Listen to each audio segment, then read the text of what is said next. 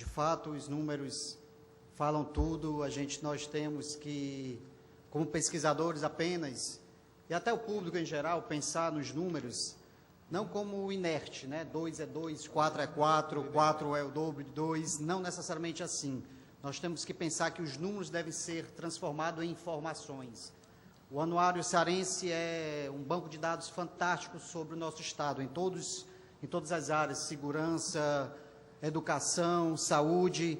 Então, ver esses números, ver a sua evolução principalmente, e tentar mudar as políticas públicas para que esses números sejam cada vez melhores para o nosso Estado. Bom, eu vou apresentar aqui a parte dos números sociais, fazendo um link com o nosso anuário e os números, obviamente, que estão lá nesse anuário 2012 do Estado do Ceará. Primeiro, nós vamos dividir os indicadores em alguns pilares: educação, saúde, estrutura, pobreza e desigualdade, renda.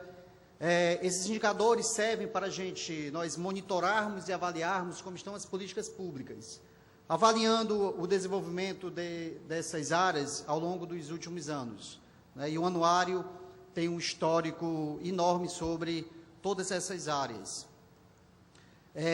O objetivo, é claro, de toda política pública é maximizar o bem-estar social. E avaliar esse bem-estar social através de cada indicador desse nos faz com que as políticas econômicas, a alocação de recursos a partir das políticas econômicas, ou a gente busque a eficiência dessas políticas.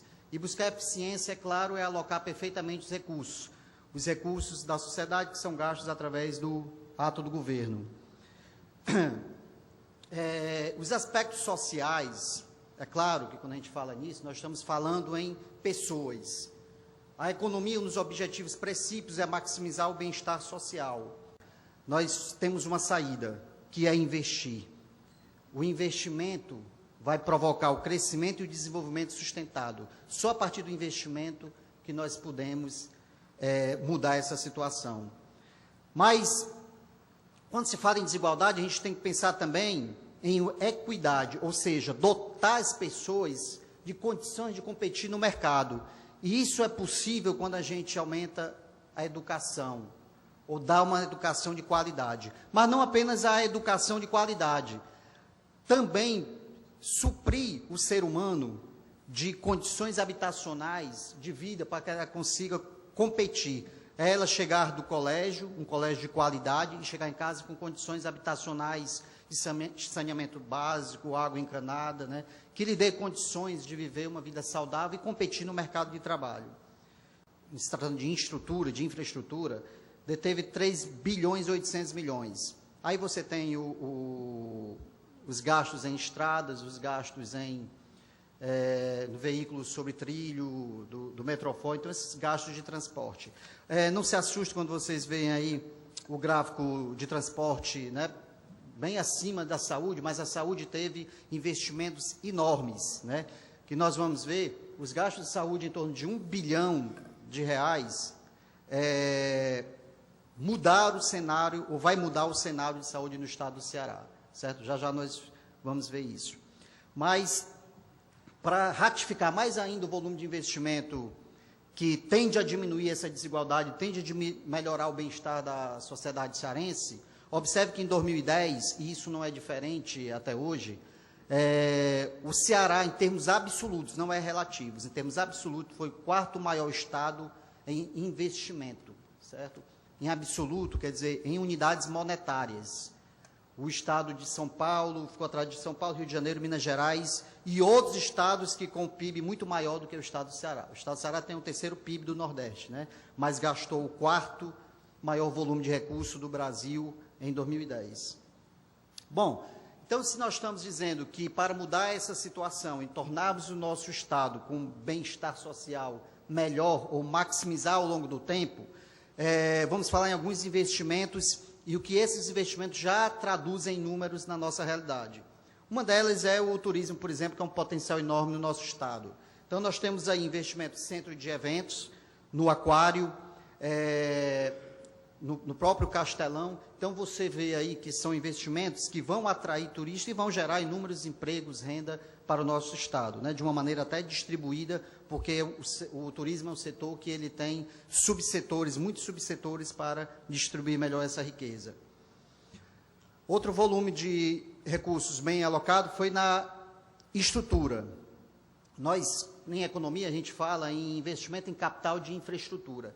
Dotar uma região, um estado com esse volume de investimento, por exemplo, porto, aeroportos, estradas, uma melhor locomoção na parte urbana com esses veículos sobre trilho. Então, tudo isso vai fazer com que nosso estado seja dotado de uma capacidade melhor de atrair investimentos privados, né? E quando a gente faz esses investimentos em capital de infraestrutura, nós fazemos com que o capital privado melhore a sua margem de lucratividade. É o que a gente chama de economia, aumentar a capacidade marginal do capital privado. Isso é possível porque, só exemplificando, você sair daqui para Horizonte, numa estrada toda esburacada, o tempo que você custa, né, em termos temporais, e de danificar o veículo, e diminuir ou prejudicar a distribuição da produção, de escoamento da produção, isso prejudica a capacidade de margem de lucro do capital privado. Já com o investimento que estão sendo feitos, essa melhora é substancial e a capacidade de atrair investimento é muito melhor. Na saúde é uma coisa que eu poderia falar em revolução, né? Nós fizemos investimentos, 4 estamos finalizando, né, 2 já construídos, 4 hospitais, 21 policlínicas, 18 CELs, 32 UPAs, 75 novas unidades. Para quem não sabe, o estado do Ceará tinha apenas 17 unidades, porque algumas unidades são gerenciadas pelo Poder Municipal. O estado tinha 17 unidades. Estão sendo finalizadas 75 unidades, ou seja, um aumento de 342%. Investimentos próximos de 1 bilhão. Uma policlínica, por exemplo, para vocês terem uma ideia, o custeio dela, ou seja, a manutenção é em torno de 1.200 milhões por mês. Isso significa que esses recursos serão alocados, distribuídos em todo o estado, porque são 22 policlínicas que estão sendo distribuídas em todo o território cearense. E isso é uma maneira de distribuir renda. Você alocar recursos a partir da renda das pessoas, dos profissionais que estão ali, além da manutenção da própria policlínica, né? Educação, nós investimos 1,2 milhões de reais, 1 bilhão e 200 milhões de reais, nas escolas estaduais, escolas de ensino médio, programa de alfabetização em idade certa, que até se expandiu para o Brasil todo. Então, esses investimentos aqui em educação de qualidade, né, para tentar fazer com que o Estado seja dotado, né, aquelas pessoas de equidade, né, de capacidade de competir no mercado. E, para finalizar, coloquei aqui esses números só em relação à saúde. Quando eu falo que gera emprego, gera bem-estar social, os investimentos, só investimento na saúde, aquele 1 bilhão de reais que vai ser colocado todos os meses com o custeio dessas novas unidades, você tem uma geração de 6.643 empregos diretos e 3 mil empregos especializados. Isto é muita coisa. Fora a distribuição de renda de uma maneira bem distribuída, né, em todo o Estado, porque são todas as unidades estão distribuídas no Estado, e o estímulo a novas empresas e tudo mais. Então, em resumo, nós temos que investir com qualidade para mudar esse cenário. Então, isso está sendo feito e os números estão sendo traduzidos isso. Não apenas devemos olhar os números, mas a evolução dos números ao longo do tempo, para mudar as políticas públicas quando elas não têm o efeito desejado.